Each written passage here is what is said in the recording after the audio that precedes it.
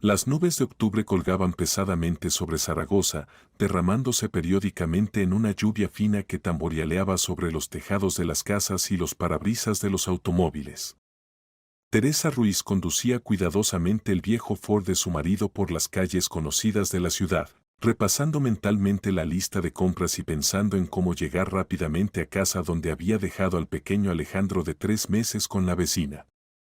A los 32 años, Teresa era una mujer muy atractiva, pero la baja por maternidad para cuidar al recién nacido había dejado su huella.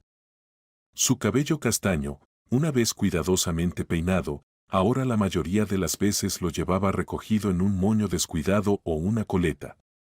Bajo sus ojos verdes se marcaban ojeras oscuras por las noches en vela, y su ropa se había vuelto más práctica, vaqueros cómodos y suéteres suaves con los que podía alimentar fácilmente al bebé. La ida al supermercado de hoy había resultado especialmente agotadora. Teresa había cogido apresuradamente todo lo necesario: pañales, leche de fórmula, verduras para la sopa, pan, productos lácteos. En el maletero ya había varias bolsas con productos que había comprado en otra tienda. La lluvia arreciaba, los limpiaparabrisas apenas podían con los regueros de agua que corrían por el parabrisas. Teresa encendió la calefacción, el coche se volvió sofocante, pero al menos hacía calor. La radio sonaba suavemente alguna composición melódica, creando un ambiente acogedor a pesar del tiempo lúgubre del exterior. Deteniéndose en un semáforo, se estiró hacia el bolso que durante el viaje se había deslizado del asiento del pasajero y había caído en algún lugar debajo. Al palpar la correa del bolso entre el asiento y la puerta, rozó accidentalmente algo que crujía. La curiosidad, o tal vez simplemente el deseo de distraerse de la conducción monótona, la hizo inclinarse y sacar ese objeto. Era un trozo de papel arrugado, evidentemente arrancado de una hoja más grande. El papel estaba ligeramente húmedo, aparentemente había estado bajo el asiento durante bastante tiempo. Teresa lo alisó e inmediatamente sintió como algo se le encogía por dentro. La letra. La conocía. Letras infantiles irregulares con esa inclinación característica hacia la izquierda, esa manera especial de hacer la letra A con una cola larga, los rizos familiares en las letras mayúsculas. Nicolás. El hijo de su marido del primer matrimonio, a quien no había visto desde hacía más de un año. Su marido guardaba cuidadosamente en una carpeta especial todas sus obras artísticas en forma de tarjetas firmadas para las fiestas o dibujos infantiles. En el trozo de papel apenas se podían distinguir algunas palabras escritas con letra infantil: no se lo digas a nadie, es nuestro secreto. El resto de la nota había sido cuidadosamente arrancado, como si alguien hubiera querido ocultar deliberadamente el contenido principal, dejando solo estas líneas enigmáticas. La sangre se retiró del rostro de Teresa. Las manos comenzaron a temblarle, sosteniendo entre los dedos este trozo de papel que de repente parecía pesado como una piedra. ¿Qué podía significar esto? ¿Qué secreto podía tener un niño de 10 años? Y lo más importante, ¿cómo había llegado esta nota al coche de Íñigo, si su marido afirmaba que no había visto a su hijo desde hacía más de un año? La luz verde del semáforo la pilló desprevenida. El coche de atrás tocó impaciente el claxon, haciendo que Teresa se sobresaltara y se distrajera de sus pensamientos inquietantes. Arrancó apresuradamente, pero sus pensamientos siguieron girando en torno a la nota encontrada. En su cabeza surgían las más diversas suposiciones, cada una de las cuales parecía más aterradora que la anterior. ¿Tal vez Íñigo se reunía en secreto con su hijo? ¿Pero por qué ocultárselo a ella? Eran familia, debían resolver todas las cuestiones juntos. O tal vez le había pasado algo al niño y había intentado contactar con su padre. Pero entonces, ¿por qué Íñigo no había dicho nada? Al llegar a casa, aparcó en el patio del edificio de 5 plantas donde vivían en un piso de 3 habitaciones en el segundo piso. El edificio había sido construido en los años 70, pero se mantenía en buen estado. Su piso era pequeño pero acogedor, el dormitorio donde estaba la cuna de Alejandro, el salón combinado con la cocina y un trastero diminuto. Para una familia joven con un bebé era suficiente, aunque Íñigo a menudo hablaba de que estaría bien encontrar algo más grande. Las manos aún le temblaban cuando apagó el motor. La nota, apretada en el puño, parecía quemarle los dedos. En su cabeza bullían pensamientos inquietantes, cada uno de los cuales generaba nuevas preguntas. Conocía la historia del divorcio de su marido con su primera esposa. Conocía sus dolorosos detalles, las acusaciones mutuas, los escándalos que se prolongaron durante meses. Alba, la exesposa de Íñigo, después del divorcio le había prohibido ver a su hijo, a pesar del horario de visitas claramente establecido en la sentencia judicial, cada fin de semana y la mitad de las vacaciones escolares. No respondía a las llamadas telefónicas, inventaba diversas excusas y medio año después del divorcio desapareció completamente, llevándose al niño a la lejana ciudad sureña de Almería, donde pronto se casó con un mecánico local, Antonio Serrano. Íñigo había sufrido mucho por la separación de su hijo. Teresa había visto cómo fruncía el ceño al recibir otra negativa al intentar contactar con Nicolás, cómo se apretaban sus puños por la impotencia ante un sistema judicial que parecía incapaz de proteger los derechos del padre.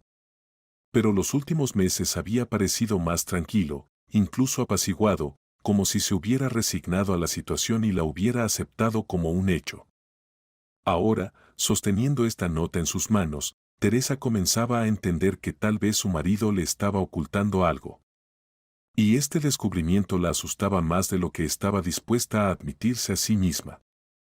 Teresa entró en casa, donde la recibió Olga, la vecina mayor que con gusto la ayudaba a cuidar del bebé cuando necesitaba salir a la tienda o a la farmacia. La despidió después de entregarle un paquete de té y las galletas favoritas de la anciana, por lo que ésta se mostró muy agradecida. Alejandro dormía tranquilamente en su cuna. Íñigo Ruiz regresó a casa alrededor de las 7 de la tarde, como siempre cansado y ligeramente irritado después de un largo día en su pequeña tienda de verduras. A los 34 años parecía mayor de su edad, las constantes dificultades financieras, la competencia feroz con las grandes cadenas de supermercados y los problemas familiares acumulados habían dejado su huella en su apariencia. Su cabello oscuro comenzaba a encanecer notablemente en las sienes, y las arrugas alrededor de sus ojos marrones hablaban de falta crónica de sueño y estrés constante. Su físico, antes atlético, se había vuelto más blando, el trabajo sedentario tras el mostrador y los picoteos nerviosos durante el día hacían lo suyo. Se vestía simple y prácticamente, pantalones oscuros, camisa que por la noche a menudo estaba manchada del trabajo con las verduras, zapatos cómodos. Su tienda Verduras Frescas se encontraba en un local pequeño en la planta baja de un edificio residencial en un barrio periférico. Era un negocio familiar en el pleno sentido de la palabra. Íñigo trabajaba allí prácticamente solo, solo ocasionalmente contrataba a un ayudante para los días especialmente ocupados. El comercio iba bien, pero constantemente requería su presencia. Había que ir temprano por la mañana al mercado mayorista por la mercancía, vigilar su calidad, atender a los clientes, llevar la contabilidad. Últimamente los negocios iban cada vez peor. En el barrio habían abierto dos grandes supermercados de cadenas que podían ofrecer a los compradores no solo un surtido más amplio, sino también precios más bajos gracias a los grandes volúmenes de compra. Íñigo intentaba competir con la calidad y el trato personalizado a los clientes, pero entendía que era una batalla desigual. ¿Cómo va todo, cariño? Besó a Teresa en la mejilla, dirigiéndose habitualmente hacia la cuna donde dormía el pequeño Alejandro. El bebé respiraba tranquilamente, con sus bracitos diminutos extendidos a los lados. Íñigo miró tiernamente a su hijo. Después de todos los sufrimientos relacionados con la pérdida de Nicolás, el nacimiento de Alejandro había sido para él un verdadero regalo del destino. Había temido no poder amar a este niño tan intensamente como había amado a su primer hijo, pero resultó que el corazón era capaz de albergar amor por ambos hijos por igual. Bien, respondió su esposa, pero en su voz Íñigo percibió cierta tensión. Íñigo, necesito hablar contigo. Algo en su tono le hizo darse la vuelta y mirar atentamente a su esposa. Teresa estaba sentada a la mesa de la cocina y en sus manos él notó algún papel. Su rostro estaba pálido y sus ojos miraban con una expresión especial, una mezcla de ansiedad, desconcierto y, posiblemente, incluso miedo.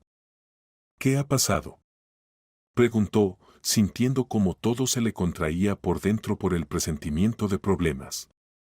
Teresa le extendió la fatídica nota. Iñigo la tomó, y la primera lectura le hizo palidecer más que a su esposa. «Esto lo encontré en tu coche, bajo el asiento del pasajero», dijo Teresa, observando atentamente la reacción de su marido. «Es la letra de Nicolás, ¿verdad?». El rostro de Iñigo cambió instantáneamente. El color se retiró de sus mejillas, los labios se apretaron en una línea fina. Tomó el trozo de papel con dedos temblorosos, contempló largo rato las letras infantiles irregulares, como esperando que con un examen más atento resultaran ser de otra persona. En sus ojos Teresa vio toda una gama de emociones, miedo, culpa, desesperación y algo más que no podía determinar exactamente. «Teresa, puedo explicarlo», comenzó, pero la voz le temblaba y las palabras le salían con dificultad. «Entonces explícalo», dijo ella firmemente, aunque por dentro también le temblaba todo. «¿Qué secreto es este?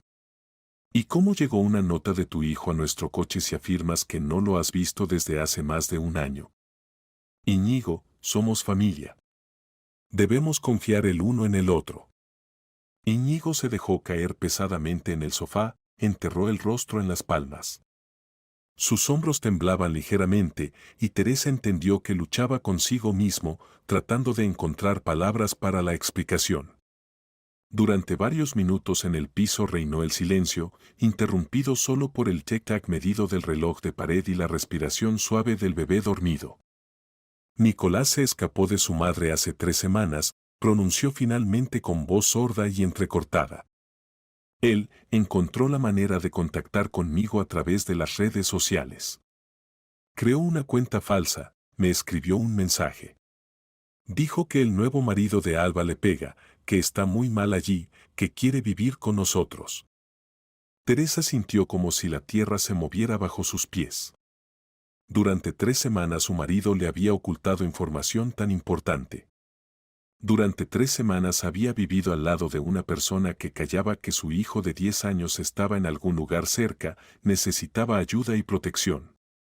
«¿Dónde está ahora?», preguntó, tratando de mantener la calma, aunque por dentro rugía toda una tormenta de emociones.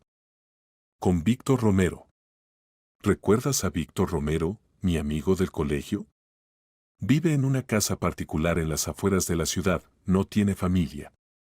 Accedió a acoger temporalmente al niño mientras yo decidía qué hacer». Víctor Romero. Teresa recordaba a ese hombre delgado con ojos bondadosos y voz suave que había venido varias veces a visitarlos. Soltero de mediana edad, trabajaba como mecánico en una fábrica, siempre le había parecido una persona honesta y confiable. Si Iñigo había confiado a Nicolás a él, significaba que el niño estaba a salvo. «¿Por qué no me dijiste nada?». La voz de Teresa temblaba de dolor e incomprensión. «Somos familia, debemos resolver juntos cuestiones tan importantes». «¿Pensaste que me opondría?». Iñigo alzó hacia ella ojos llenos de dolor.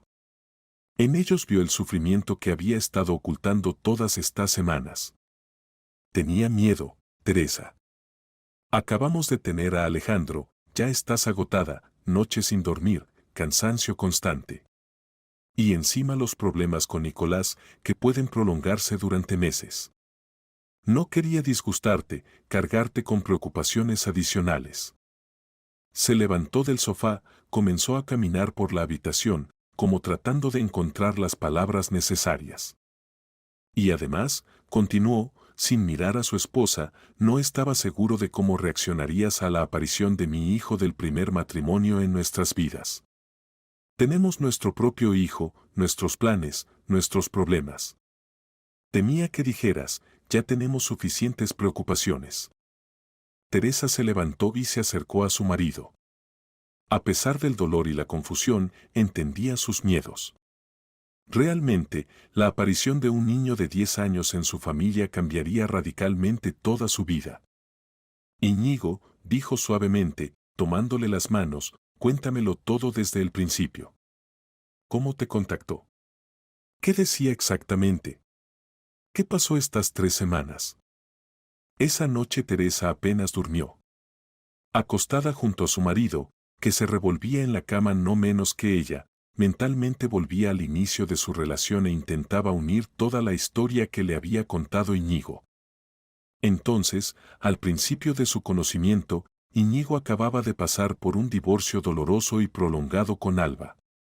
Su matrimonio había durado 9 años, y los primeros 5 habían sido, según él, bastante felices. Alba entonces trabajaba como vendedora en una librería, era una chica alegre y vital con cabello largo y oscuro y ojos risueños. Íñigo recordaba aquellos tiempos como felices. Acababa de empezar su negocio, alquilaba un puesto diminuto en el mercado, vendía verduras que compraba a agricultores de los pueblos cercanos. No había mucho dinero, pero alcanzaba para todo lo necesario. Alba se quedaba en casa con el niño y parecía contenta con su papel de esposa y madre. Los problemas comenzaron más tarde, cuando el negocio de Íñigo empezó a expandirse y las exigencias de Alba comenzaron a crecer. Quería ropa bonita, cosméticos caros, vacaciones en centros turísticos costeros. Íñigo trataba de proporcionar a la familia todo lo necesario, trabajaba de la mañana a la noche, pero sus ingresos crecían más lentamente que los apetitos de su esposa. Pasas más tiempo con esas verduras tuyas que con la familia, gritaba Alba durante una de las numerosas discusiones. Nicolás apenas te ve, y yo estoy sentada en casa como una prisionera. Trabajo para vosotros, para nuestra familia, respondía Íñigo. Para que tengas todo lo que quieres. ¿Todo lo que quiero? Quiero un marido que esté cerca, y que en la tienda trabajen vendedores. Quiero que vayamos de vacaciones como otras familias, que tengamos una vida normal. Los últimos 2 años del matrimonio se convirtieron en una pesadilla continua de reproches mutuos y escándalos. Alba acusaba a su marido de haberse vuelto insensible y de pensar solo en el dinero. Íñigo, por su parte, reprochaba a su esposa el derroche y la falta de voluntad para entender la realidad de su situación financiera. El divorcio fue duro y doloroso. Alba exigía la mitad del negocio, aunque no había tenido ninguna relación con su creación y desarrollo. Su abogado afirmaba que ella, como esposa, tenía derecho a la mitad de todos los bienes adquiridos durante el matrimonio. Íñigo tuvo que pedir un gran préstamo para pagarle la compensación, lo que perjudicó seriamente el estado financiero de sus negocios. Pero lo más doloroso fue la cuestión del hijo. El tribunal determinó el orden de las visitas con el niño, cada fin de semana y la mitad de las vacaciones escolares Nicolás debía pasar con su padre. En el papel todo parecía justo y razonable, pero en la práctica Alba desde el principio saboteó estos encuentros. Tan pronto Nicolás enfermaba repentinamente justo los fines de semana que debía ir con su padre. Tan pronto aparecían asuntos urgentes e impostergables, un viaje a casa de la abuela, el cumpleaños de una prima, un evento importante en el colegio. Tan pronto Alba simplemente no respondía a las llamadas telefónicas y no abría la puerta cuando Íñigo venía a buscar a su hijo.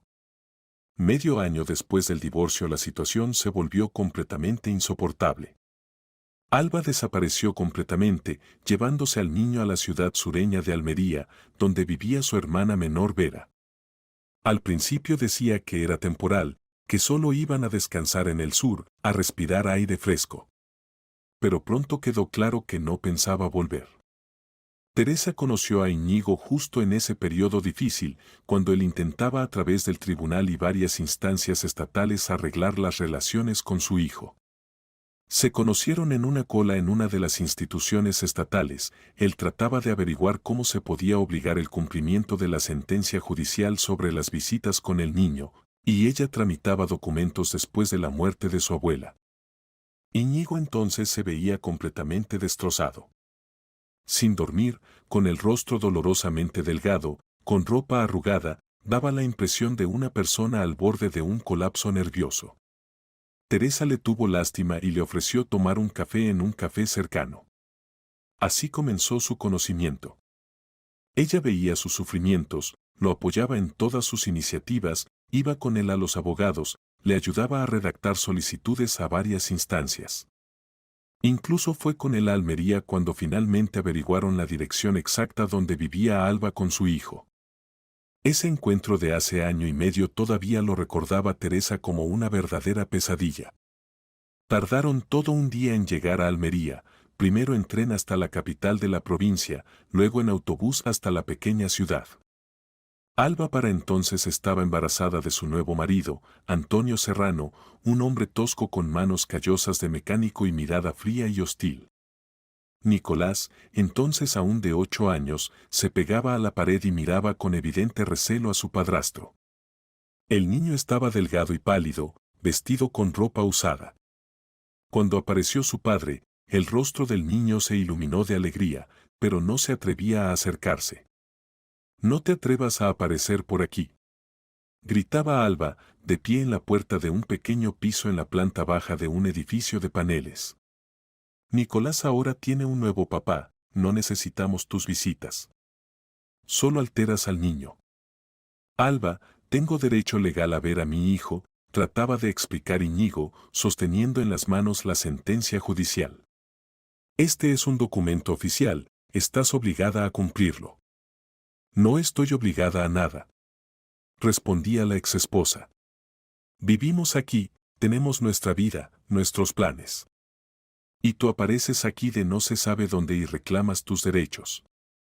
Antonio Serrano se colocó silenciosamente entre ellos, apretando los puños.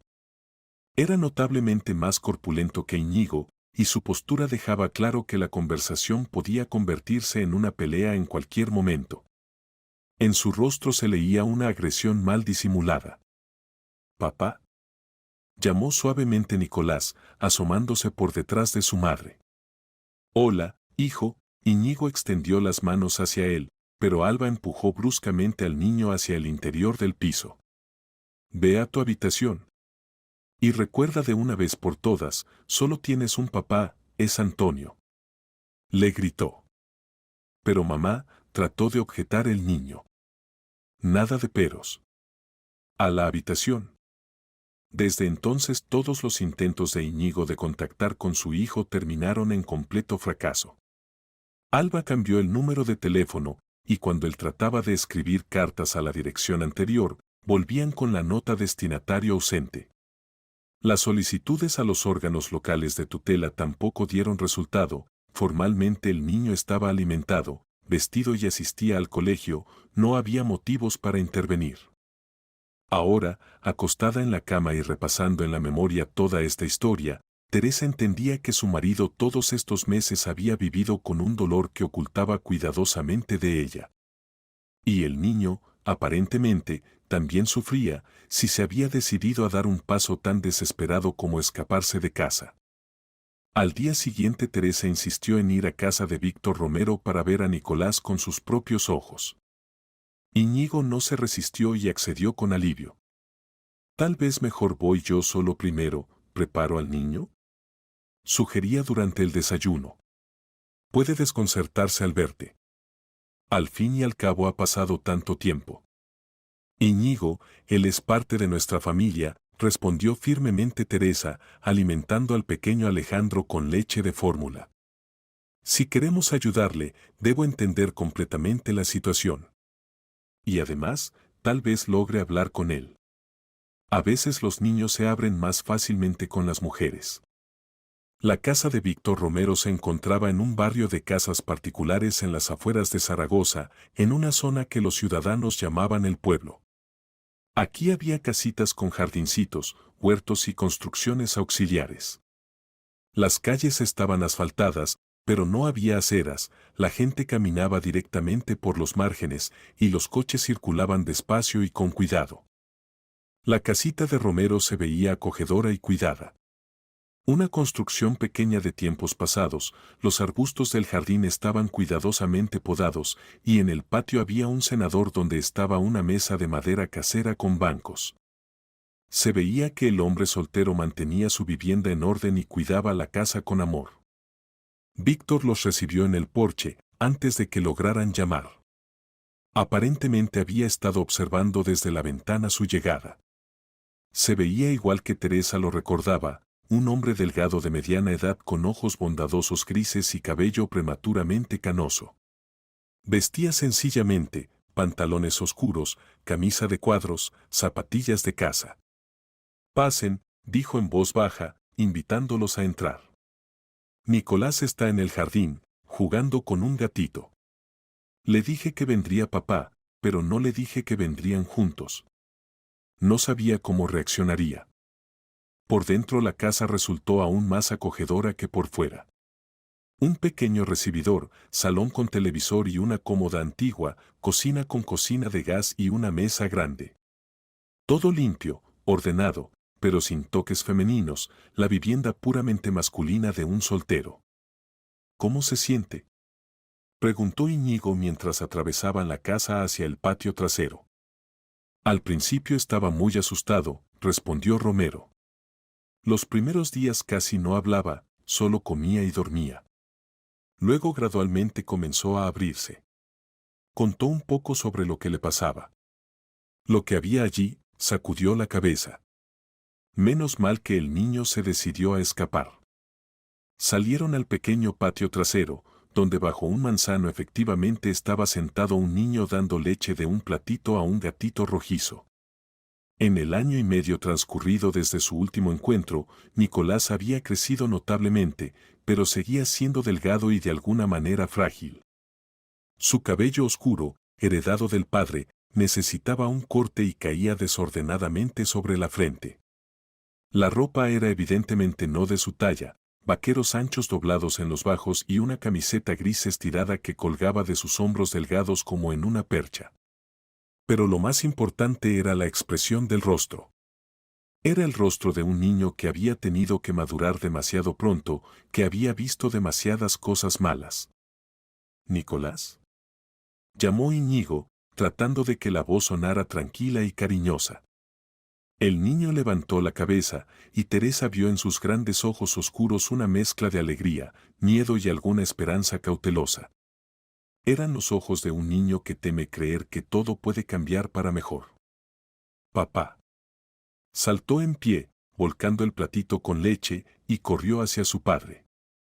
El gatito se escabulló asustado a un lado, y Nicolás abrazó a Íñigo por la cintura y se apretó fuertemente contra él, como temiendo que su padre pudiera desaparecer de nuevo. Íñigo acarició a su hijo en la cabeza, y Teresa notó cómo le temblaban las manos, cómo se contraía su rostro por las emociones contenidas. «Todo está bien, hijo», decía en voz baja. «Todo va a estar bien. Papá está aquí, papá no va a ir a ninguna parte». Nicolás levantó la cabeza y solo entonces notó a Teresa.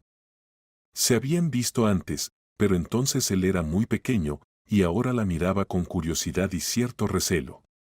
«Hola, Nicolás», dijo suavemente, poniéndose en cuclillas para estar a su nivel. «¿Me recuerdas?». «Sí», respondió el niño en voz baja, sin soltar a su padre. ¿Usted es ahora mi madrastra?». En esta simple pregunta había tanta esperanza y al mismo tiempo miedo de recibir una negativa que a Teresa se le encogió el corazón. Entendió que este niño necesitaba mucho una familia, amor, sensación de protección.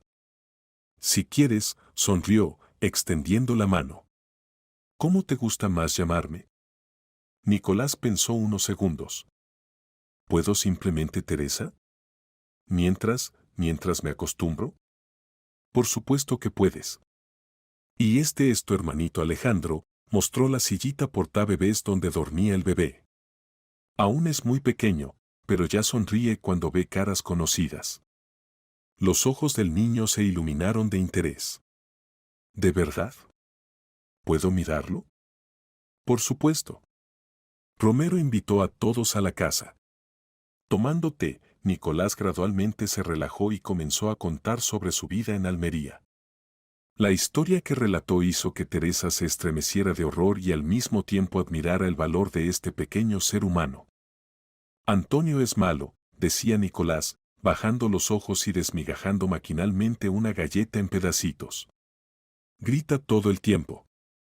Grita a mamá, me grita a mí. Y cuando mamá se va a la tienda o al médico con la pequeña Catalina, él me pega. Íñigo apretó los puños tan fuerte que los nudillos se pusieron blancos, pero trataba de hablar calmadamente. ¿Cómo te pega, hijo? Cuéntalo, no te avergüences. Con el cinturón, respondió el niño en voz baja. En la espalda, en los brazos. Y dice palabras muy feas mientras lo hace. Dice que no soy su hijo y que no me puede soportar. Y también dice que si se lo cuento a alguien, será peor. Que a mamá también le tocará. Nicolás se remangó la camiseta, mostrando moratones en el antebrazo. Teresa se tapó la boca con la mano, conteniendo una exclamación de horror. Los moratones eran evidentemente de golpes, manchas violeta oscuro y amarillo verdoso de diferente grado de frescor, que testimoniaban elocuentemente que los golpes no habían sido únicos, sino regulares. ¿Y mamá lo sabe? Preguntó rápidamente Íñigo. Nicolás se encogió de hombros. No sé. Tal vez lo sabe, pero calla. Le tiene miedo. Cuando bebe cerveza, se pone aún más malo. Y a ella también le grita. Y cuando nació Catalina, mi hermanita pequeña, mamá solo se ocupa de ella. Dice que la bebé está enferma y necesita mucha atención. Cuéntanos cómo decidiste escaparte, pidió Teresa. Es un acto muy valiente. Nicolás se animó un poco, aparentemente la historia de la fuga era su pequeña victoria personal, algo de lo que podía estar orgulloso. Me preparé durante mucho tiempo, contaba, y en su voz aparecieron por primera vez notas de emoción infantil. Ahorraba dinero que mamá a veces me daba para los desayunos en el colegio. No compraba bollos, sino pan en la tienda, que es más barato. Y también trabajaba después del colegio, limpiaba cristales de coches en la carretera. Y luego encontré en internet la cuenta de papá, le escribí un mensaje en la red social. ¿Cómo la encontraste? Se sorprendió Íñigo. Busqué en internet. Escribía diferentes variantes, Íñigo Ruiz Zaragoza, tienda de verduras Zaragoza. Encontré la publicidad de vuestra tienda y allí había un enlace a las redes sociales. Teresa se quedó asombrada por el ingenio de un niño de 10 años. Para encontrar a su padre había mostrado tal inventiva que no cualquier adulto habría sido capaz. Papá dijo que vendría por mí, pero no podía esperar más, continuó Nicolás. Antonio ese día estaba especialmente malo. Dijo que cuando mamá se fuera con Catalina al médico, me iba a dar una lección por haber roto su jarra de cerveza favorita. ¿Y simplemente te fuiste de casa? Preguntó Romero. Sí. Le dije a mamá que iba al colegio, cogí la mochila y me fui a la estación de autobuses. El billete a Zaragoza costaba casi todo mi dinero. Viajé 2 días, en Madrid había que hacer transbordo. Allí tuve que pasar la noche en la estación, daba miedo. El niño hablaba de esto tan naturalmente, como si se tratara de un paseo por el parque y no de la fuga de un niño de 10 años a través de medio país. Pero Teresa veía que detrás de esta calma se escondía un enorme trauma infantil. Nicolás, tú escribiste algunas notas, comenzó Teresa, recordando el trozo de papel encontrado en el coche. El niño se sonrojó y bajó los ojos. Antonio me obligaba a escribir diferentes notas, dijo casi inaudiblemente. Decía que si le contaba a alguien sobre cómo me castigaba, enseñaría esas notas a mamá y a todos los demás. Diría que yo me lo inventaba todo, que quería que se pelearan. ¿Qué había escrito en ellas? Preguntó suavemente Teresa. Cosas diferentes, la voz del niño temblaba por los recuerdos. Que me pegaba a mí mismo, que me gustaba que me hicieran daño, que hacía cosas malas a propósito para que me castigaran. No quería escribir eso, pero dijo que si no lo hacía, no solo me pegaría a mí, sino también a mamá. Íñigo se levantó bruscamente de la mesa y se acercó a la ventana, tratando de ocultar la ira que hervía en él. Teresa veía cómo se tensaban sus hombros, cómo se apretaban los puños. Víctor Romero también parecía conmocionado. Aparentemente el niño no le había contado todos los detalles. Nicolás, dijo Teresa, acercándose al niño y abrazándolo cuidadosamente por los hombros, tú no vas a volver allí. Ya pensaremos algo. Te quedarás con nosotros. ¿De verdad? En la voz del niño sonaba tal esperanza que se le encogió el corazón. De verdad. Somos familia, y la familia debe cuidarse mutuamente. Esa noche, cuando el pequeño Alejandro dormía tranquilamente y fuera había oscurecido, los esposos Ruiz organizaron un serio consejo de familia. Íñigo caminaba por el pequeño salón, incapaz de contener la agitación, y Teresa estaba sentada en el sofá, reflexionando sobre todo lo escuchado y tratando de encontrar la mejor salida de la situación. No podemos simplemente llevárnoslo a casa y vivir como si nada hubiera pasado, decía, tratando de pensar prácticamente a pesar de las emociones. Formalmente esto se consideraría secuestro de un menor. Alba probablemente ya se habrá dado cuenta de su ausencia y puede dirigirse a la policía en cualquier momento. Y entonces nos será mucho más difícil demostrar algo. Pero no podemos dejarlo con ese sádico. Explotó Íñigo, volviéndose bruscamente hacia su esposa. ¿Viste esos moratones? ¿Escuchaste lo que contaba? Ese serrano puede lisiar al niño. Lo vi. Y precisamente por eso debemos actuar no emocionalmente, sino racionalmente. Hay que dirigirse al tribunal, presentar una demanda por cambio de lugar de residencia del menor. Tenemos bases serias, testimonios de golpes, declaraciones del propio Nicolás. Íñigo se detuvo en medio de la habitación, miró a su esposa con sorpresa y, posiblemente, cierta admiración. ¿Tú realmente estás dispuesta a actuar? Preguntó, como si aún no pudiera creer lo que escuchaba. ¿Dudabas? Teresa se levantó del sofá, se acercó a su marido. Íñigo, es tu hijo. Tu sangre. Y si está mal, si necesita protección, estamos obligados a ayudar. Sí, será difícil, tenemos un bebé pequeño, dificultades financieras, un piso pequeño. Habrá que cambiar todo el modo de vida, buscar colegio para Nicolás, resolver un montón de cuestiones cotidianas. Pero nos las arreglaremos. Lágrimas asomaron a los ojos de Íñigo.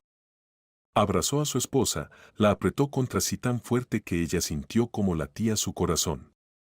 Tenía tanto miedo de tu reacción, admitió. Pensé que dirías que ya tenemos suficientes problemas. Que no necesitamos complicaciones adicionales. Realmente tenemos suficientes problemas, se rió Teresa entre lágrimas. Pero eso no significa que debamos apartarnos de quienes necesitan nuestra ayuda. Especialmente si es un niño. Especialmente si es tu hijo. Estuvieron mucho tiempo abrazados, cada uno pensando en las dificultades que se avecinaban y al mismo tiempo sintiendo que tomaban la decisión correcta. Mañana mismo iremos al abogado, dijo finalmente Teresa. Hay que averiguar qué posibilidades tenemos, cómo es mejor formalizar la tutela sobre Nicolás. ¿Y si Alba se opone? ¿Y si se lo lleva por la fuerza? Entonces lucharemos. Tenemos pruebas del trato cruel al niño. El tribunal debe ponerse de nuestro lado. Al día siguiente fueron al abogado que había recomendado Romero. Marina Delgado resultó ser una mujer de mediana edad con corte de pelo corto, vestida con un traje de negocios estricto y gafas con montura fina. Su pequeña oficina se encontraba en el centro de la ciudad y por el ambiente se veía que los negocios le iban bien. Después de escuchar su historia y examinar atentamente las fotografías de los moratones en el cuerpo de Nicolás que había hecho Romero, sacudió la cabeza. El caso realmente es complicado, dijo, apartando los documentos. Por un lado, tenemos signos evidentes de trato cruel al menor. Por otro lado, formalmente el niño se escapó de su madre sin ninguna base oficial.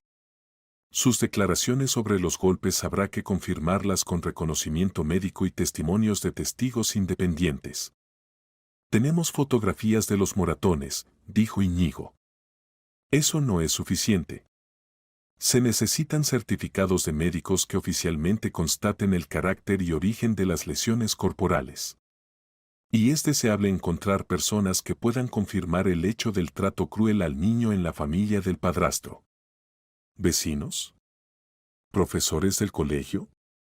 Supuso Teresa. Posiblemente. Pero lo principal es actuar muy rápidamente. Si la madre presenta una denuncia por búsqueda del menor, la situación se complicará significativamente. Entonces tendremos que demostrar no solo el hecho del trato cruel, sino también justificar que ocultamos el paradero del menor. ¿Cuánto tiempo tenemos? Es difícil decirlo. Si la madre hasta ahora no se ha dirigido a la policía, significa que o bien no busca muy activamente al hijo o espera que vuelva por su cuenta. Pero tarde o temprano dará la alarma. Yo diría que máximo una semana.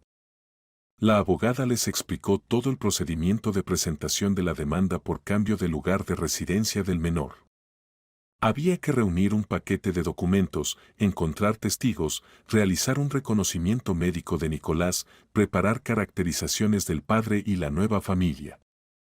Y otro punto importante, añadió Delgado.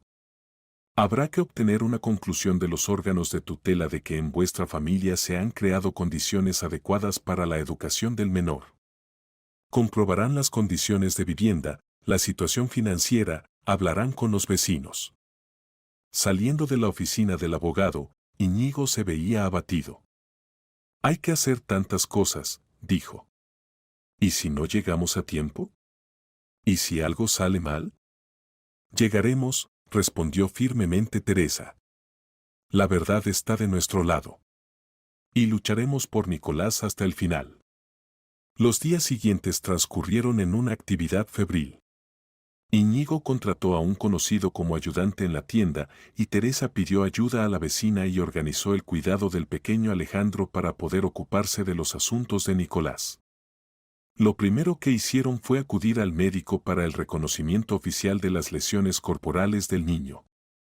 El doctor Rueda, experto forense con muchos años de experiencia, trató al niño con gran comprensión y profesionalidad. Nicolás, necesito examinar tus moratones para hacer un informe oficial, explicó suavemente el médico. Esto ayudará a tu papá en el juicio.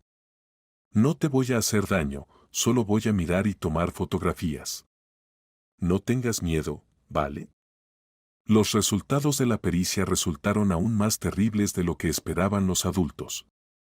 Además de los moratones frescos, en el cuerpo del niño se encontraron cicatrices y marcas antiguas, características de múltiples golpes con cinturón u otros objetos. Varias cicatrices especialmente profundas en la espalda indicaban que los golpes no solo habían sido regulares, sino extremadamente crueles. Estas lesiones de ninguna manera pueden ser resultado de caídas accidentales o traumas infantiles normales, concluyó el doctor Rueda. El cuadro es absolutamente característico de violencia física sistemática sobre el menor. Además, algunas cicatrices son bastante antiguas, tienen varios meses o incluso más. El informe médico se convirtió en la prueba clave del caso. Ahora había que encontrar personas que pudieran confirmar con sus testimonios el hecho del trato cruel hacia Nicolás en la familia de los Serrano. Íñigo comenzó a llamar a todos los que podía recordar en Almería. El primero en responder fue Óscar Blanco, un pariente lejano por línea materna que trabajaba como conductor de autobús en esa ciudad y había visto varias veces a la familia de Alba. Sí, recuerdo a ese Serrano, decía Óscar por teléfono. Un tipo desagradable, eso seguro. Tosco, agresivo. Una vez lo vi arrastrando al niño por el pescuezo por el patio de su casa. Los vecinos se asomaban a las ventanas, pero nadie se atrevía a intervenir. ¿Podrías dar testimonio oficial en el juicio si fuera necesario? Preguntó Íñigo. Podría, por supuesto. Los niños dan lástima, no se les debe pegar. Ese Serrano es de armas tomar, bebe regularmente, tiene conflictos con los vecinos. En el taller mecánico donde trabaja, todos le tienen miedo. Dicen que tiene mal carácter. Más valiosos resultaron los testimonios de la tutora de clase de Nicolás, Elena Jiménez. Íñigo logró contactar con ella a través del colegio donde estudiaba el niño. Ah, Nicolás Ruiz, respondió inmediatamente la profesora cuando se presentó. ¿Dónde está, por cierto? Ya lleva una semana sin aparecer en clase. Su madre dice que está enfermo, pero no trae ningún justificante médico. Elena, necesito hablar mucho con usted. Se trata de la seguridad de mi hijo. Por supuesto, la escucho. Aunque la conversación será larga, tengo mucho que decir sobre su niño. El relato de la profesora superó todas las expectativas. Resultó que ya hacía tiempo que sospechaba que algo no iba bien en la familia de Nicolás. El niño a menudo venía al colegio con moratones, contaba Elena. Cuando le preguntaba qué había pasado, siempre decía lo mismo: se cayó, se golpeó, tropezó. Pero los moratones eran sospechosos, en los brazos, en la espalda, a veces en la cara. No como los que salen de las caídas normales de los niños. ¿Y no se dirigió a los servicios de protección de menores? Lo intenté varias veces. Pero cuando venía la inspección a la familia, todo parecía externamente normal. La madre explicaba muy convincentemente que el niño era torpe, se caía a menudo, que tenía ese carácter, activo, inquieto. Y el padrastro en las reuniones de padres se comportaba bastante decentemente, incluso cariñoso. Externamente la familia daba la impresión de ser normal. ¿Pero usted siguió sospechando? Por supuesto. No solo por los moratones, sino que además el comportamiento del niño cambió. Se volvió retraído, asustadizo. Antes era un niño activo, y luego empezó a apartarse bruscamente de los movimientos repentinos, se sobresaltaba con los ruidos fuertes. Una vez lo encontré llorando en el baño del colegio. Cuando le pregunté qué pasaba, dijo: tengo miedo de ir a casa. Papá Antonio está muy enfadado hoy. Elena, ¿podría dar testimonio escrito para el juicio? Por supuesto, sin problema. Ya hacía tiempo que me preocupaba el destino de este niño. Por cierto, hay otro detalle: cuando desapareció, la madre no lo comunicó inmediatamente al colegio. Pasaron casi 4 días antes de que llamara y dijera que el niño estaba enfermo. Y cuando pregunté qué le había pasado, respondió muy vagamente que se había ido con parientes a recuperar la salud. Esta era información importante. Resultaba que Alba no había buscado a su hijo tan activamente como se podía esperar de una madre preocupada. Otra testigo que accedió a ser fue la vecina de Alba, una mujer mayor llamada Esperanza Torres. Vivía en el piso de arriba y a menudo oía gritos y llanto que llegaban del piso de los Serrano. Ese hombre gritaba constantemente, contaba por teléfono. Gritaba a la mujer y al niño. Yo a través del techo lo oía todo. Ya fuera que llegara borracho o que simplemente tuviera ese carácter tan malo. Y el niño lloraba a menudo. A veces lloraba tan lastimosamente que se me partía el corazón. Varias veces quise intervenir, pero mi marido no me dejaba, decía que no era asunto nuestro, que no nos metiéramos en familias ajenas. Esperanza, ¿escuchaba cómo exactamente le gritaba al niño? ¿Y cómo no lo iba a escuchar? Lo insultaba con diferentes palabras, lo amenazaba. Decía: tú no eres mi hijo, y no te voy a aguantar. O, como vuelvas a hacer eso, te va a caer buena. Y luego a menudo se oían sonidos de golpes y llanto infantil. ¿Podría confirmar esto oficialmente, en el juicio? Puedo, por supuesto. Me da lástima el niño. Menos mal que se escapó de semejante padre. Con cada nuevo testigo el cuadro se volvía más claro. En la familia de los Serrano se estaba cometiendo una verdadera atrocidad, y Nicolás había sufrido durante mucho tiempo en soledad, sin poder quejarse a nadie. Mientras tanto, Teresa se ocupó de organizar la vida cotidiana para la futura convivencia con Nicolás. Había que resolver la cuestión del lugar para dormir. En su piso de 2 habitaciones no había mucho espacio libre. Tuvo que mover los muebles del salón para poner un sofá-cama para el niño. También comenzó a estudiar los colegios de su barrio para determinar dónde sería mejor matricular a Nicolás. Quería encontrar un lugar donde trataran al niño con comprensión, teniendo en cuenta su situación difícil. Pero entonces ocurrió lo que todos temían más. Una semana después del inicio de su actividad intensa para recoger pruebas, a Íñigo le llamó un número desconocido con prefijo del sur. «Diga», respondió, sin sospechar nada malo. «Devuélveme a mi hijo inmediatamente», gritó una voz femenina en el teléfono, e Íñigo reconoció inmediatamente a su exesposa. «Sé que Nicolás está contigo. Si no me lo devuelves en 24 horas, llamaré a la policía». El corazón de Íñigo se hundió. Así que Alba finalmente se había dado cuenta de la falta de su hijo y había comenzado a buscarlo. «Alba, necesitamos hablar tranquilamente», trató de controlar la situación. «Ven a Zaragoza, discutimos todo como personas civilizadas. Nicolás nos contó lo que pasaba en vuestra familia. No voy a discutir nada». La voz de la exesposa sonaba histérica. «Nicolás es mi hijo, y solo yo decido dónde debe vivir y cómo educarse. No tienes derecho a esconderlo de su madre». «¿Y quién le hizo esos moratones?», preguntó Íñigo directamente. «¿Tu nuevo marido?». Se hizo una pausa. Luego Alba habló más bajo, pero la voz se volvió aún más maliciosa. «Nicolás miente. Siempre fue un fantasioso e inventor. Antonio no lo tocó ni con un dedo. Y si hay algunos moratones, es por su propia torpeza.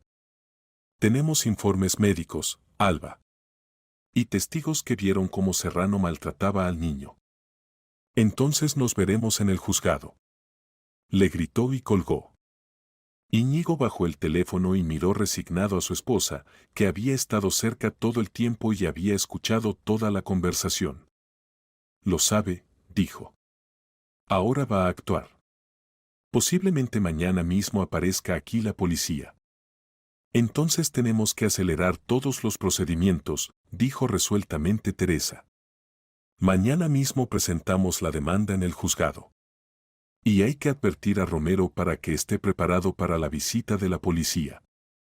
Esa misma noche fueron a casa de Víctor para contarle sobre la llamada de Alba y prepararlo para posibles problemas. «No se preocupen», dijo tranquilamente Romero. «Si viene la policía, diré la verdad. Que el niño llegó a mí golpeado y asustado, que no podía dejar a un niño en la calle. Y que después se arregle en los tribunales». Nicolás, que había escuchado su conversación desde la habitación contigua, salió donde los adultos. Su rostro estaba pálido, en sus grandes ojos se leía el miedo. «Papá, ¿me van a llevar de vuelta con Antonio?», preguntó con voz temblorosa. «No, hijo», respondió firmemente Íñigo, abrazando a su hijo. «No lo vamos a permitir. Vamos a luchar por ti. ¿Y si la policía dice que tengo que volver? Entonces iremos al juzgado y le contaremos al juez la verdad sobre lo que te pasaba. Tenemos pruebas». «Nicolás», añadió Teresa, «recuerda lo principal, ya no estás solo. Tienes una familia que te va a proteger. Pase lo que pase, no te vamos a abandonar».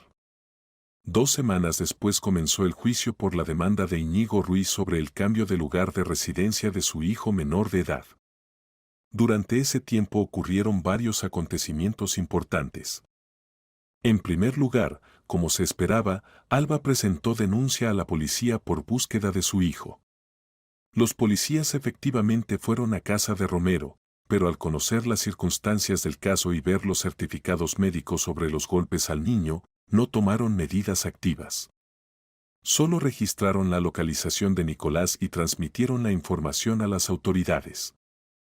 En segundo lugar, Los representantes de los servicios de protección de menores realizaron una inspección de las condiciones de vivienda de la familia Ruiz y dieron un informe positivo sobre la posibilidad de educar al niño en su familia. En tercer lugar, Alba efectivamente vino a Zaragoza, pero no sola, con ella estaba Antonio Serrano y su hija común Catalina, que aún era un bebé. La sesión judicial se celebró en el edificio del juzgado de distrito, en una sala pequeña del segundo piso.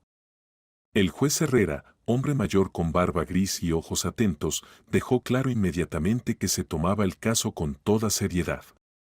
En la sala estaban presentes ambas partes con sus abogados, representantes de los servicios de protección de menores, testigos e incluso el propio Nicolás. El tribunal consideró necesario escuchar la opinión del niño, teniendo en cuenta su edad. Alba se veía cansada y nerviosa. En el año y medio transcurrido había cambiado notablemente, había adelgazado, envejecido, en sus ojos se leía cierta desesperación. Vestía simple y modestamente, tenía en brazos a la pequeña Catalina, que de vez en cuando lloraba bajito. Antonio Serrano se veía exactamente como se lo había imaginado Teresa, un hombre corpulento de unos 35 años con rostro tosco, manos callosas y mirada pesada y hostil. Vestía su único traje, aparentemente, que le quedaba torpemente. Se comportaba desafiante, constantemente susurraba algo a su abogado, lanzaba miradas maliciosas hacia Íñigo y Teresa. La primera en tomar la palabra fue Alba. Hablaba entrecortadamente, a menudo se confundía, evidentemente estaba muy nerviosa. Nicolás siempre fue un niño difícil, comenzó, meciendo en brazos a su hija pequeña. Constantemente inventa cosas, fantasea, cuenta mentiras. Nunca pudo aceptar que yo tuviera un nuevo marido. Antonio nunca lo tocó ni con un dedo, es una persona buena, ama a los niños. Entonces explique al tribunal el origen de los numerosos moratones y cicatrices en el cuerpo del menor, pidió el abogado de Íñigo, mostrando los certificados médicos. Es torpe, se cae a menudo, se pelea en el colegio con otros niños, respondió Alba, pero su voz sonaba insegura. Y además, puede hacerse daño a sí mismo para llamar la atención. Es un niño muy astuto. ¿Afirma usted que un niño de 10 años se daba golpes a sí mismo con un cinturón en la espalda? Aclaró el abogado. Yo, no sé. Tal vez se cayó en algún sitio, se enganchó con algo. Antonio Serrano hablaba poco y de mala gana, principalmente limitándose a confirmar las palabras de su esposa. Pero Teresa veía cómo apretaba los puños con cada pregunta sobre los golpes, cómo se le contraía un músculo en la mejilla, con qué malicia miraba a Nicolás. Educo al niño como a mi propio hijo, murmuró en respuesta a una pregunta directa. A veces hay que regañarlo si hace algo mal. Pero pegarle, nunca pasó nada así. ¿Y las notas que obligaba al niño a escribir? Preguntó el abogado. ¿Qué notas? No pasó nada de eso. El momento decisivo fueron los testimonios de la profesora Elena Jiménez, que vino desde Almería especialmente para participar en el juicio. Habló calmada y convincentemente, aportando hechos y fechas concretas. Nicolás a menudo venía al colegio abatido, asustado, con diversas lesiones corporales, contaba. A menudo anoté casos en que notaba moratones o comportamiento extraño del niño. En el último año hubo muchos. Una vez encontré a Nicolás llorando en el baño del colegio, continuó la profesora. Cuando le pregunté qué pasaba, dijo, tengo miedo de ir a casa. Papá Antonio está especialmente enfadado hoy, prometió darme una lección. Esto fue 2 semanas antes de su desaparición. ¿Pero por qué no se dirigió antes a los servicios de protección de menores? Preguntó el abogado de Alba, tratando de poner en duda el testimonio de la profesora. Me dirigí en repetidas ocasiones. Pero cuando venía la inspección a la familia, todo parecía externamente normal. Antonio Serrano sabía fingir bien ser un padre cariñoso en presencia de extraños. Los testimonios de la vecina Esperanza Torres también causaron fuerte impresión en el tribunal. La mujer mayor contó que regularmente oía gritos, insultos y llanto infantil que llegaban del piso de los Serrano. Este hombre gritaba constantemente tanto a la esposa como al niño, decía. Yo a través del techo lo oía todo. A menudo se oían sonidos de golpes y luego largo llanto infantil. Varias veces quise llamar a la policía, pero mi marido me disuadía, decía que no era asunto nuestro. Pero el momento más duro y al mismo tiempo decisivo fueron los testimonios del propio Nicolás. El niño estaba muy nervioso, varias veces se puso a llorar, pero al final logró contar toda la verdad sobre su vida en casa del padrastro. El juez Herrera mostró mucha paciencia y delicadeza al hacer preguntas al niño. Hablaba con voz suave y tranquila, tratando de no asustar más al niño. Nicolás, cuéntale al tribunal cómo te trataba Antonio Serrano, pidió el juez. Decía que yo no era su hijo y que no me podía soportar, respondió el niño con voz temblorosa. Me pegaba con el cinturón cuando mamá se iba a algún sitio. Y me obligaba a escribir notas de que yo mismo me hacía daño. Decía que si se lo contaba a alguien, a mamá también le tocaría. ¿Y mamá sabía que te pegaban? No sé. Tal vez se daba cuenta, pero no decía nada. Le tenía miedo. Cuando bebía, a ella también le gritaba. ¿Por qué decidiste escaparte precisamente entonces? Dijo que cuando mamá se fuera con la pequeña Catalina al médico, me iba a dar una buena lección por haber roto su taza. Me asusté mucho y decidí escapar donde papá. Durante el testimonio del niño, Antonio Serrano varias veces trató de decir algo, pero el juez cada vez lo llamaba al orden. Alba estaba sentada con la cabeza baja y por sus mejillas corrían lágrimas. Después de escuchar a todos los testigos y estudiar los informes médicos, el juez declaró un receso para tomar la decisión. La espera duró casi una hora, la hora más larga en la vida de la familia Ruiz. Finalmente el juez Herrera volvió a la sala y dio a conocer la decisión. Teniendo en cuenta las pruebas irrefutables presentadas al Tribunal de Violencia Física y Psicológica Sistemática sobre el menor Nicolás Ruiz en la familia de la demandada, y también considerando el deseo del propio niño de vivir con su padre, el tribunal admite la demanda de Íñigo Ruiz sobre el cambio de lugar de residencia de su hijo. Nicolás Ruiz residirá permanentemente con su padre en la dirección, ciudad de Zaragoza. Alba se echó a llorar, apretando contra sí a la pequeña Catalina. Antonio Serrano callaba sombríamente, pero por su rostro se veía que apenas contenía la ira. Y Nicolás, sentado entre Íñigo y Teresa, por primera vez en mucho tiempo sonrió, tímida y cautelosamente, pero era una verdadera sonrisa infantil.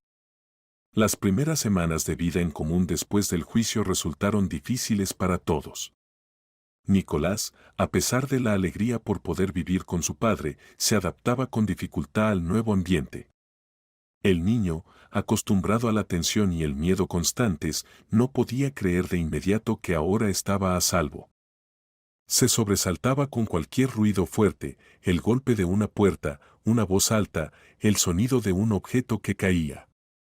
Tenía miedo de quedarse solo en la habitación, constantemente pedía permiso para las cosas más simples, beber agua, ver la televisión, ir al baño. Por las noches lo atormentaban pesadillas y despertaba gritando, después de lo cual tardaba mucho en volver a dormirse. Teresa mostró paciencia y comprensión asombrosas. Leía literatura especializada en psicología infantil, consultaba con especialistas, estudiaba información sobre cómo ayudar a un niño que había sufrido violencia doméstica. Nicolás, estás a salvo, le decía pacientemente cada vez que el niño despertaba de una pesadilla nocturna. Nadie te va a hacer daño aquí. Antonio está lejos, no puede llegar hasta ti. Te queremos y te protegeremos. Gradualmente, muy lentamente, el niño comenzó a confiar en la nueva familia. Especialmente le alegraba la presencia de su hermanito pequeño. Alejandro, que ya tenía 5 meses, era un bebé alegre y vital. Balbuceaba contento al ver a Nicolás, le tendía las manitas, sonreía. «Papá, ¿Alejandro me reconoce?». Se emocionaba Nicolás, observando la reacción del bebé. ¿Sabe que soy su hermano mayor? Por supuesto que lo sabe, hijo. Los niños sienten muy bien quien los quiere. Nicolás estaba dispuesto a jugar horas con el bebé, enseñarle juguetes, cantarle canciones infantiles que recordaba de su propia primera infancia. Alejandro le respondía con total confianza y alegría. Íñigo también cambió después del regreso de su hijo. La felicidad de que Nicolás finalmente estuviera cerca y a salvo le dio nuevas fuerzas. Se volvió más enérgico, comenzó a hacer planes para el futuro. Incluso los negocios en la tienda fueron mejor, aparecieron nuevas ideas, deseos de desarrollarse y expandirse. ¿Sabes, Teresa?, le decía a su esposa por las noches, estoy pensando en abrir entrega de productos a domicilio. Ahora es muy actual, especialmente para la gente mayor. Y Nicolás ya es grande, puede ayudar después del colegio. Pero los mayores cambios ocurrieron en la relación entre Teresa y Nicolás. Al principio el niño se dirigía a ella con cuidado, por su nombre, tímido de un trato más cercano. Pero gradualmente, viendo su cuidado y amor sinceros, comenzó a acostumbrarse a la idea de que tenía una verdadera familia. El momento decisivo fue un caso que ocurrió un mes después del juicio. Nicolás se enfermó de un resfriado fuerte, aparentemente el estrés y las preocupaciones habían debilitado su inmunidad. La fiebre subió a 39 grados, comenzó una tos fuerte. Toda la noche Teresa no se apartó de su cama. Le ponía compresas, le daba medicinas y té caliente con miel, le leía cuentos con voz suave, le acariciaba la cabeza. Por la mañana la fiebre bajó y el niño se sintió mejor. Al abrir los ojos y ver junto a la cama a Teresa, que dormitaba en la silla, la llamó bajito. Mamá. Era la primera vez. Teresa despertó y lo miró. ¿Qué, hijo? Gracias por cuidarme toda la noche, susurró Nicolás. Gracias, mamá. Teresa lloró de felicidad. Esa simple palabra mamá significaba para ella más que cualquier premio o logro. Los asuntos del colegio también se fueron arreglando gradualmente. Teresa encontró un buen colegio cerca de casa, donde trataron a Nicolás con comprensión. La tutora de clase, María, era una pedagoga experimentada e inmediatamente entendió que el niño había sufrido un trauma serio. No se preocupe, le dijo a Teresa en la primera reunión. En nuestra clase hay un ambiente amistoso. Los niños aceptarán rápidamente a Nicolás. Y si surgen algunos problemas, los resolveremos sin duda. Efectivamente, los compañeros de clase trataron al nuevo con simpatía. Nicolás era un niño inteligente, asimilaba fácilmente el material y pronto los profesores notaron sus progresos. 3 meses después del juicio ocurrió un acontecimiento que nadie esperaba. Una de las tardes de otoño llamó a Alba, pero esta vez su voz sonaba completamente diferente, cansada, perdida, llena de arrepentimiento y dolor. Íñigo, necesito hablar contigo, dijo sin las habituales pretensiones y agresividad. ¿Puedo ir? Tengo algo que contarte. ¿De qué hablar, Alba? Respondió Íñigo con recelo, intercambiando miradas con su esposa. De Nicolás. Y de lo que realmente pasaba en nuestra casa. Yo, me equivoqué. Me equivoqué mucho. En su voz se oían lágrimas, e Íñigo entendió que algo había cambiado seriamente. ¿Qué pasó? Antonio, nos separamos. Nos dejó hace 2 semanas. Alba lloró por el teléfono. También me pegaba a mí, Íñigo. Regularmente. Y a Catalina. Solo está empezando a andar, tiene solo 1 año, y él ya le gritaba, la empujaba cuando hacía algo mal o lloraba. Teresa se tapó la boca con la mano del horror. Así que la violencia en esa familia no se limitaba solo a Nicolás, también la niña pequeña había estado en peligro. ¿Por qué callaste antes? Preguntó Íñigo. ¿Por qué no dijiste la verdad en el juicio? Tenía miedo, admitió Alba. Amenazaba con que si se lo decía a alguien, nos mataría a mí y a los niños. Y también tenía miedo de perder a Catalina también. Pensé que si lo confesaba todo, los servicios sociales me quitarían a ella también. ¿Y ahora qué? Ahora quiero pedir perdón. A ti, a Nicolás, a Teresa. Sé que actué terriblemente. Permití que ese hombre maltratara a mi hijo, y luego encima negué todo en el juicio, lo defendí. Íñigo guardó silencio largo rato, reflexionando sobre lo escuchado. Luego miró a su esposa. Teresa asintió, entendía que la decisión debía tomarla él, pero su mirada decía que apoyaría cualquier decisión suya. Ven, dijo finalmente Íñigo. Hablaremos. Pero te digo de entrada, Nicolás se queda con nosotros. Eso no se discute. Ni siquiera pido que me lo devuelvas, respondió Alba. Entiendo que con vosotros está mejor. Solo quiero pedir perdón. Y verlo. Lo echo mucho de menos. Alba llegó 3 días después. Realmente se veía mal, notablemente más delgada, con ojeras que mal disimulaba el maquillaje. En el brazo izquierdo llevaba escayola. Como se supo después, Antonio le había roto la muñeca durante la última pelea. A la pequeña Catalina la llevaba en brazos. La niña se parecía mucho a Nicolás a esa edad, el mismo cabello oscuro y ojos grandes. Pero a diferencia de su hermano, se veía tranquila y alegre, aparentemente había recibido menos trauma del trato con el padrastro. El encuentro tuvo lugar en el salón del piso de los Ruiz. Nicolás al principio se escondió en su habitación al oír la voz de su madre. Pero luego la curiosidad y, posiblemente, algunos sentimientos complejos pudieron más y se asomó cautelosamente por la puerta. «Hola, hijo», dijo Alba en voz baja, y en su voz había tanto dolor y arrepentimiento que hasta Teresa sintió compasión por esa mujer. «Hola, mamá», respondió Nicolás igual de bajo, pero no se atrevía a acercarse más. Permanecieron mucho tiempo en silencio, mirándose a través de la habitación. Luego Alba no aguantó y se echó a llorar. «Perdóname, Nicolás», decía entre lágrimas. «Perdóname por no protegerte. Por no creerte cuando trataste de contarme lo que él te hacía. Perdóname por ser una mala madre». Nicolás no sabía qué responder. El resentimiento, la curiosidad, la lástima y cierta sabiduría infantil luchaban en su alma. Se acercó lentamente y miró con interés a su hermanita. «Ha crecido», dijo. «Y es muy bonita». «Sí. Y no quiero que le pase lo mismo que a ti.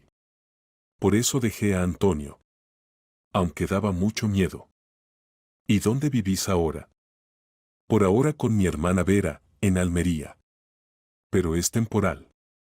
Estoy buscando trabajo, quiero alquilar un piso aparte, empezar todo de nuevo. Para Catalina y para mí». Íñigo y Teresa escuchaban en silencio su conversación, sin intervenir. Se veía que Alba se arrepentía sinceramente de lo hecho, pero también que entre ella y su hijo se extendía un abismo de dolor y desconfianza. «Nicolás se queda con nosotros», dijo finalmente Íñigo. «Aquí está su hogar, su familia. Pero si quieres, puedes verlo. A veces. ¿Y si él mismo lo quiere?» Nicolás se quedó pensativo. Luego inesperadamente para todos miró a Teresa. «Mamá, ¿puedo a veces encontrarme con mamá Alba?», preguntó. «Ella también es mi mamá. Y Catalina es mi hermanita». Teresa sintió cómo se le encogía el corazón de ternura hacia este niño. El hecho de que pidiera permiso precisamente a ella, y como la había llamado mamá en presencia de su madre biológica, decía mucho. «Por supuesto que puedes», sonrió.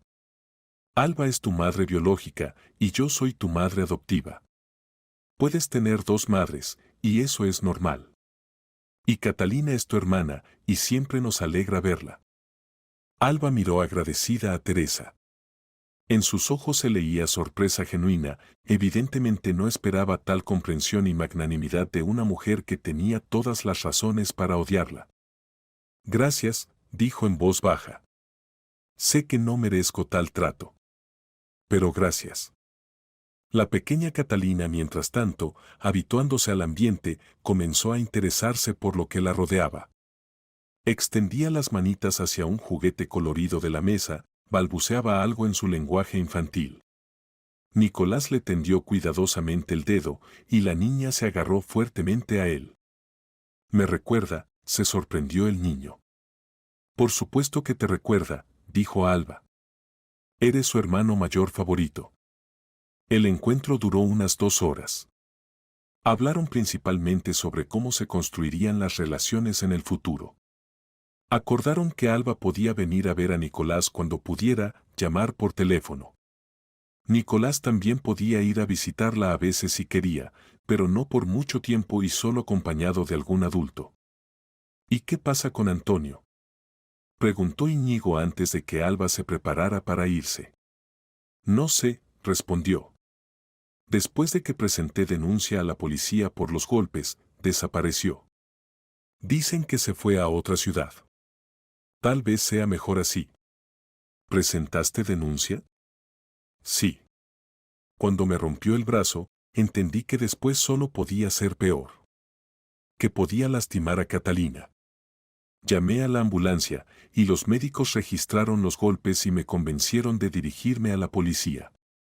Esto era importante, significaba que Antonio Serrano ahora estaba buscado y difícilmente podía representar una amenaza para los niños». Después de la partida de Alba en la casa de los Ruiz reinó durante mucho tiempo una atmósfera especial. Nicolás estaba pensativo y silencioso. Solo por la noche, cuando Teresa lo acostaba, habló de sus sentimientos. «Mamá, ¿soy malo por no querer vivir con mamá Alba?», preguntó. «¿Por qué malo? Tienes derecho a elegir dónde estás mejor. Es que ella es mi madre de verdad, y yo te quiero más a ti». Nicolás, Teresa se sentó al borde de la cama y tomó al niño de la mano. «El amor no es traición. Puedes querer tanto a Alba como a mí. De manera diferente, pero querer. Ella te dio la vida, pero no pudo protegerte. Yo no te di la vida, pero trato de darte amor y seguridad. Son tipos diferentes de maternidad. ¿Y no te molestas de que a veces me vea con ella?». «No, hijo. Quiero que seas feliz. Y para la felicidad a veces hay que perdonar y aceptar a las personas como son». Pasaron varios meses más. La vida de la familia Ruiz gradualmente entró en un cauce tranquilo. Nicolás estudiaba con éxito en el nuevo colegio, encontró amigos, se inscribió en un club de aeromodelismo. Los moratones hacía mucho que habían sanado, las pesadillas nocturnas se volvieron cada vez más raras. Alejandro creció y se convirtió en una verdadera fuente de alegría para toda la familia. A los 8 meses ya se sentaba con seguridad, trataba de ponerse de pie agarrándose de los muebles y exploraba activamente el mundo a su alrededor. Especialmente le alegraba la comunicación con el hermano mayor. Cuando Nicolás volvía del colegio, el bebé balbuceaba contento y le tendía las manitas. «Papá, mira, ya casi dice mi nombre». Se emocionaba Nicolás, jugando con su hermanito. «¿Oyes? Nico, Nico». Íñigo realmente se volvió más exitoso en los negocios. La idea de la entrega de productos resultó muy acertada. Contrató 2 ayudantes, compró una pequeña furgoneta y ahora su tienda Verduras Frescas no solo atendía a los clientes que venían al local, sino que también repartía productos a domicilio. «¿Sabes, Teresa?», le decía a su esposa por las noches, «creo que pronto podremos pedir una hipoteca y comprar un piso más grande. De 3 habitaciones, para que cada niño tenga su cuarto». Teresa también se encontró a sí misma en el nuevo papel de madre de 2 hijos. Obtuvo preparación profesional adicional, teniendo diploma de instituto pedagógico. Teresa mejoró su cualificación en el programa Psicología Infantil en cursos por correspondencia y comenzó a trabajar de consultora con familias que tenían problemas con niños.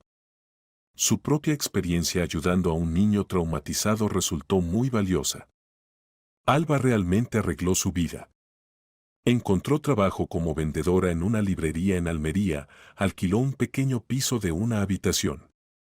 Una vez cada 1 o 2 meses venía a visitar a Nicolás, a veces traía a Catalina con ella. Las relaciones entre los exesposos gradualmente se normalizaron. La rabia y los reproches mutuos quedaron en el pasado, en su lugar llegó la comprensión mutua y el cuidado común por el bienestar de los niños. «Sabes», decía una vez Alba a Teresa, cuando se sentaban en la cocina y observaban cómo Nicolás jugaba con Catalina de año y medio y el pequeño Alejandro, «te envidio». «¿Qué?», se sorprendió Teresa. «Que hayas podido convertirte en una verdadera madre para Nicolás. Mejor madre de lo que yo fui». «No digas eso, Alba. Tú lo pariste, lo llevaste en el vientre, lo criaste los primeros 8 años de su vida. Tú le diste la vida. Simplemente después se dio una situación muy difícil de la que no encontraste salida». «¿Situación difícil?», sonrió amargamente Alba. «Permití que un hombre extraño torturara a mi hijo. Le quité a su padre. Mentí en el juicio, defendiendo al que hacía daño a mi hijo. Eso no es una situación difícil, es traición del deber materno». Teresa no sabía qué responder. En las palabras de Alba había una verdad amarga, pero veía cómo sufría esa mujer y no quería agravar sus sufrimientos. «Lo principal es que ahora todo ha cambiado», dijo suavemente. «Nicolás está sano y feliz. Catalina tiene una madre que la protege y la ama. Todos nosotros tenemos la oportunidad de empezar una nueva vida». Y realmente, la vida comenzaba de nuevo. Íñigo cada día se volvía un empresario más seguro de sí mismo. Su negocio se expandía, incluso pensaba en abrir una segunda tienda en otro barrio de la ciudad. Teresa se interesaba cada vez más por la psicología y comenzó a considerar la posibilidad de obtener educación superior en esta área. El trabajo con familias le traía no solo ingresos adicionales, sino también satisfacción moral. «Tal vez me inscriba en la universidad en la modalidad a distancia», reflexionaba en voz alta. «Quiero ayudar a familias como la nuestra. A niños que han sufrido violencia». Al final del primer año de vida en común en la familia Ruiz se establecieron nuevas tradiciones especiales. Los sábados obligatoriamente pasaban tiempo todos juntos, iban al parque, salían de la ciudad, visitaban eventos infantiles. Nicolás ayudaba con gusto a los padres a cuidar de Alejandro, que al año ya daba sus primeros pasos inseguros y con entusiasmo se dirigía hacia el hermano mayor. Los domingos tenían día de hombres. Íñigo se ocupaba con Nicolás de asuntos prácticos, juntos arreglaban cosas rotas, hacían estantes y cajones, y con la llegada de la primavera planeaban hacer casitas para pájaros. «Papá, ¿me enseñarás a conducir cuando crezca?», preguntaba Nicolás, observando cómo su padre reparaba un taburete. «Por supuesto, hijo. Te enseñaré a conducir y te mostraré nuestro negocio familiar. Tal vez tú también te conviertas en empresario». Teresa se inscribió en cursos especiales para padres de niños que habían sufrido trauma. Quería entender aún mejor las necesidades de Nicolás, ayudarlo a olvidar definitivamente su pasado traumático y convertirse en un adolescente seguro de sí mismo. «Mamá, ¿por qué eres tan paciente?», preguntó una vez Nicolás, cuando ella una vez más lo ayudó con una tarea difícil de matemáticas. «¿Y tiene sentido ser impaciente?», sonrió Teresa. «La ira y la irritación no ayudan a nadie. Pero el amor y la comprensión hacen milagros. Mamá Alba me decía que las madrastras suelen ser malvadas. Como en los cuentos de Cenicienta. En la vida no todo es como en los cuentos, hijo. En la vida las personas eligen cómo ser. Y yo elegí quererte y cuidarte. Y yo elegí quererte también. Y a papá. Y a Alejandro. Y hasta a mamá Alba con Catalina». Estas simples palabras valían todas las dificultades vividas y las noches sin dormir. Especialmente conmovedoras eran las relaciones entre Nicolás y el pequeño Alejandro. El hermano mayor adoraba al menor, lo ayudaba a comer, jugaba con él, le leía libros infantiles, lo protegía de cualquier peligro, incluso imaginario. Y Alejandro le correspondía con total confianza y amor ilimitado. Mira, mamá, ya casi camina solo. Se emocionaba Nicolás, sosteniendo a su hermano de la mano. Y pronto hablará. Le enseñaré a decir Nicolás. Eres el mejor hermano mayor del mundo, decía Teresa, observando esta escena. Nicolás florecía literalmente ante los ojos. Desapareció el recelo en el comportamiento, pasaron los miedos y las pesadillas nocturnas. Se volvió más abierto, comunicativo, comenzó a traer amigos del colegio a casa. Estudiaba bien, especialmente se le daban las ciencias exactas.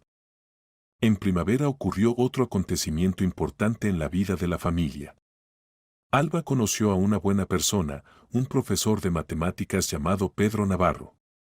Era un hombre tranquilo e intelectual de unos 40 años que trabajaba en el mismo colegio donde antes estudiaba Nicolás. Es muy bueno, contaba Alba durante una de sus visitas. Trata a Catalina como a una hija propia. Y siempre pregunta por Nicolás. Dice que le gustaría conocerlo, si el niño no se opone. Nicolás recibió esta noticia con calma e incluso con cierta curiosidad. ¿Y no me obligará a mudarme con ellos?, preguntó. No, por supuesto. Entiende que tu hogar está aquí, con papá y Teresa. Simplemente le gustaría ser tu amigo. Entonces podemos conocernos. El encuentro con Pedro Navarro fue muy bien. Realmente resultó ser un hombre bondadoso y comprensivo que no trataba de hacer el papel de padre de Nicolás, sino que simplemente lo trataba como a un buen conocido. Escuché que te gusta el aeromodelismo, le dijo al niño. Tengo varios libros interesantes sobre historia de la aviación. Si quieres, te los puedo regalar. Gradualmente las relaciones entre todos los miembros de esta familia grande y compleja se arreglaron. Los niños crecían sabiendo que tenían muchos adultos que los querían y estaban listos a protegerlos. Y los adultos entendían que lo principal en las relaciones familiares no son los vínculos formales, sino el amor, la comprensión y la disposición a apoyarse mutuamente. En mayo, cuando Nicolás cumplió 12 años, organizaron una gran fiesta familiar. Se reunieron todos, Íñigo y Teresa con el pequeño Alejandro, Alba con Catalina y Pedro, incluso Víctor Romero, que se había convertido en una persona casi familiar para la familia. Pide un deseo y sopla las velas, dijo Teresa cuando trajeron la tarta con 12 velas. Nicolás cerró los ojos, se concentró y con un soplo apagó todas las velas. ¿Qué pediste?, preguntó Catalina, que a los 2 años ya era una niña muy curiosa. Es secreto, sonrió Nicolás. Pero te diré solo a ti, pedí que nuestra gran familia siempre sea unida y feliz. En verano ocurrió un acontecimiento que puso el punto final definitivo en la larga y dolorosa historia de la familia Ruiz. Desde Almería llegó la noticia de que Antonio Serrano había sido arrestado en una ciudad vecina por agredir a su nueva compañera. Casi la mata, contaba Alba por teléfono. La golpeó hasta que perdió el conocimiento. Menos mal que los vecinos llamaron a la ambulancia y a la policía. Ahora le espera una condena seria. ¿Cómo están tú y Catalina?, preguntó Íñigo. Todo bien. Catalina crece como una niña tranquila y alegre. Pedro la adoptó oficialmente, ahora lleva su apellido. ¿Y sabes qué? Se parece mucho a Nicolás cuando tenía su edad. Los mismos ojos, el mismo carácter. Realmente, cuando Alba trajo a Catalina la vez siguiente,